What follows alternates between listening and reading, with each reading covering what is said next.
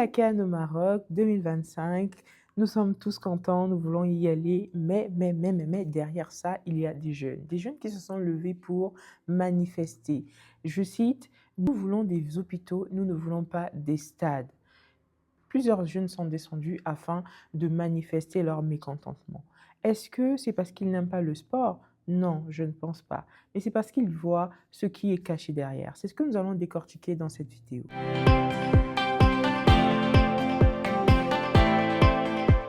Bonjour, bienvenue. Sur cette chaîne, nous parlons d'actualité, nous parlons d'éléments qui peuvent vous aider à améliorer votre vie, mais surtout, nous nous focalisons sur l'enjeu du développement africain par les jeunes. Oui, je veux responsabiliser la jeunesse africaine à se lever afin d'avoir une Afrique meilleure. Venons au sujet du jour, l'actualité en Afrique, la CAN. La CAN, je sais que quand c'est la CAN, c'est tout le monde qui se lève. Les Africains se lèvent d'un seul et même cœur. Ils veulent voir qui va remporter la célèbre CAN et avoir une étoile de plus sur son maillot.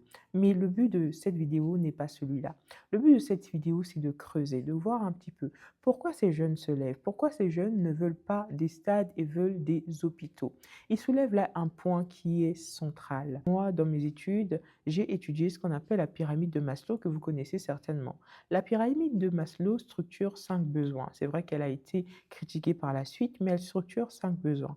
Les 3 premiers besoins sont un petit peu les besoins nécessaires pour l'homme qui vont permettre à l'homme de s'épanouir. Nous avons les besoins physiologiques, donc se nourrir, se vêtir, euh, voilà, les besoins de sécurité, avoir un toit, avoir un logement décent et les besoins d'appartenance, le fait d'appartenir à un groupe, de sentir, de recevoir de l'amour et de partager avec les autres.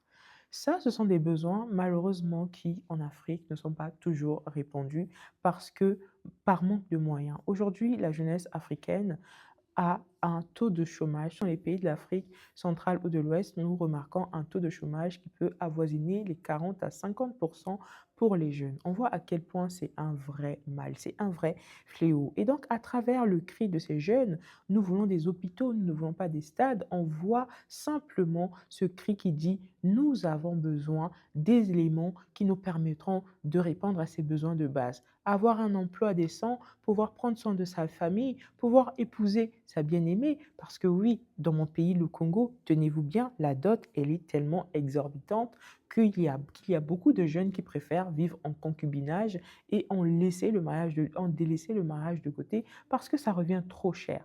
Pourquoi? Parce qu'on n'a pas de structure qui permette à nos jeunes d'avoir les finances les finances essentielles, les finances qui leur permettraient de pouvoir au moins répondre à ces 3 besoins. Il y en a 5, mais déjà à ces 3 catégories de besoins.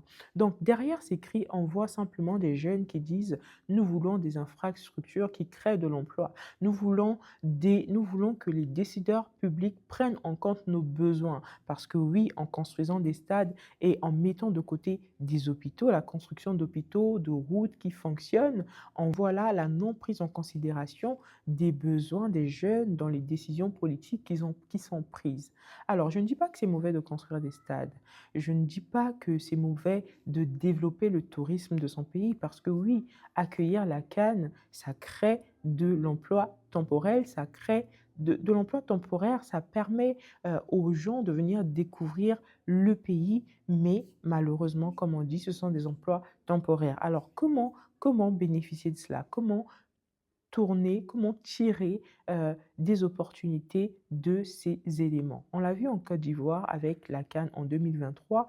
Il y a tellement de jeunes Africains qui se sont retrouvés en Côte d'Ivoire, qui ont loué des appartements, qui les ont transformés en Airbnb et qui aujourd'hui en vivent. Ils ont créé par là une source de revenus durable parce que l'effet de cette source de revenus se voit sur le temps. Et donc, derrière des stades, derrière des événements comme ça, il faut mettre en place, là je parle aux jeunes, des business. Merci dans l'entrepreneuriat. Alors, je ne le dis pas de le faire de manière, je ne le dis pas aujourd'hui pour que les jeunes lâchent leur boulot, leur travail et se lancent comme ça. Non, c'est de manière réfléchie qu'on va le faire. On va faire un business plan et là, d'ailleurs, je parle aux jeunes en leur disant, vous savez très bien que la Cannes, c'est un événement qui s'organise tous les 2 ans. Donc, vous pouvez cibler les pays où la Cannes a lieu tous les 2 ans et aller anticiper le besoin pour aller vous créer un élément, créer des éléments qui vous permettraient de créer des structures, créer de l'entrepreneuriat, vous lancer dans des affaires afin de pouvoir profiter de l'événement, mais de créer une source de revenus durable. Donc, il faut savoir saisir ces opportunités-là. Au-delà des jeunes qui doivent se responsabiliser, l'État aussi doit se responsabiliser. Les décideurs publics doivent se responsabiliser. Pour avoir voyagé dans pas mal de pays, je me rends compte, quand je vais, moi je suis une fanat des stades. Déjà, je suis une fanat de foot, alors je suis une fanat de stade. Maintenant, je ne me permets pas d'aller dans un pays et de ne pas visiter le grand stade de ce pays-là. Par exemple, quand je vais en Espagne, je fais au moins le Camp Nou, je fais au moins le stade Bernabéu, bref, vous aurez compris, à Madrid. Donc, quand je vais en Italie, je suis allée à Rome, j'ai fait le stade à Rome, le Parc Olimpico de Rome. Non, là, c'est pour vous dire à quel point ces pays-là ont développé des business derrière le stade, derrière ces éléments touristiques. On sait bien qu'il y a des matchs de foot qui ont lieu même en France, pays dans lequel j'habite. Ma très chère Patrick qui m'a accueilli, le Stade de France, le Parc des Princes, ce sont des structures qui font tourner, qui tournent en fait. Moi, je remarque une chose quand je vais dans mon pays, le Congo par exemple, le stade qui a servi à la CAN en 2000, je ne sais combien, 2009, 2012, je ne sais plus, je vous mettrai la date exacte, eh bien aujourd'hui, il est plein d'herbe, il est plein, il n'est pas accessible parce qu'on n'en prend pas soin. Donc, non seulement le fait de prendre soin du stade crée des emplois, donc on va créer des emplois dans l'hygiène, la sécurité, etc. Il faut prendre soin du stade, il faut enlever les herbes, il faut refaire des peintures, il faut vérifier si le bâtiment est toujours aux normes, s'il ne pend pas, s'il ne tombe pas. Donc déjà là, en fait, ça crée des emplois autour de la sécurité. En plus de cela, on va développer le tourisme, on va permettre et on va exposer les maillots, on va exposer les coupes. Bon, c'est vrai que chez moi, il n'y a pas tant de coupes que ça, mais dans les pays où il y a des coupes, on va les exposer, on va ouvrir en fait la visite de ces stades-là. Ça crée de l'emploi. On va développer plein d'événements autour du stade. En France, par exemple, le Stade de France, si la vidéo sort avant, notre très cher Fally va faire un concert au Stade de France. Et ça rapporte de l'argent au pays. Donc, on va créer des événements comme ça pour permettre au pays, à l'économie de gagner et on va retransmettre derrière cet argent-là en créant de l'emploi. Donc, ces événements autour, la CAN, la création de stades n'est pas mauvaise, il faut en tirer profit. Il faut savoir comment en tirer des opportunités, comment créer des emplois autour. Je conseille aux jeunes, par exemple, de lancer des agences marketing et de permettre au pays de faire la com. Il y a tellement de pays qui ont ce besoin-là, il y a tellement d'États qui ont ce besoin.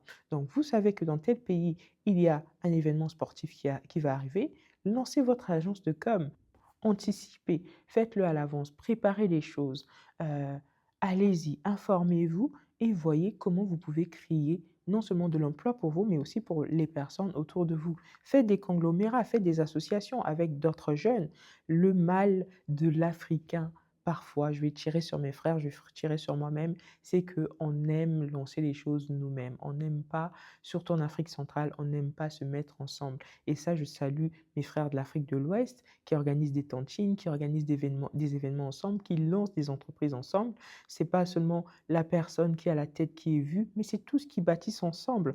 Le but ici, c'est pas qu'une seule personne soit en lumière, c'est que tous nous brillons ensemble. Parce que si tel brille, moi aussi je brille. Et si nous mettons ensemble nos forces, nous allons gagner plus. Donc, quitte à vous mettre avec des personnes dans le même projet, c'est pas forcément des amis parce que vous n'allez pas forcément partager les mêmes centres d'intérêt.